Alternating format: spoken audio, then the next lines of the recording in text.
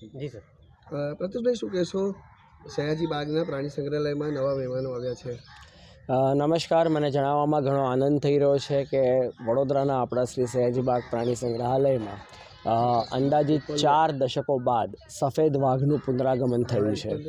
આ સુંદર અને આકર્ષક પ્રજાતિને રાજકોટ પ્રદ્યુમન પાર્ક રાજકોટ ઝૂથી લાવવામાં આવ્યા છે। આ પર્ટિક્યુલર એનિમલ એક્સચેન્જ પ્રોગ્રામ માટે મહાનગરપાલિકાના ઉપરી અધિકારીશ્રીઓ અને સંપૂર્ણ તંત્રએ ખૂબ જ સપોર્ટ મળ્યો છે અમને। માનનીય કમિશનર સાહેબ શ્રી, માનનીય ડેપ્યુટી કમિશનર સાહેબ શ્રી અને સંપૂર્ણ તંત્રનો આ એનિમલ એક્સચેન્જ પ્રોગ્રામમાં અમને મળેલ પૂરતો સપોર્ટના કારણે અમારા છેલ્લા ઘણા વર્ષથી જે અમારા સઘન પ્રયત્નો ચાલી રહ્યા હતા અને આ સફેદ વાઘ જેવી સુંદર અને આકર્ષક પ્રજાતિ જે વડોદરામાં લાવવાના અમારા પ્રયત્નોને યશ મળ્યો છે।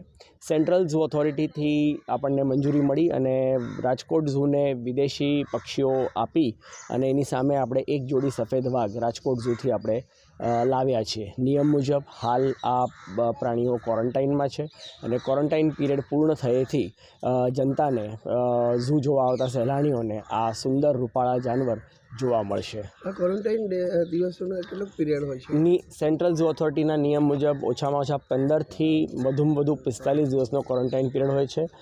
તે મુજબ જાનવર નવા વાતાવરણમાં જેટલા વહેલા પોતાને એક્લિમેટાઇઝ કરી લે, સેટ કરી લે એ જોઈ અને આ જાનવરોને વહેલામાં વહેલી તકે પબ્લિકને જોવા માટે ખુલ્લા મૂકવામાં આવશે।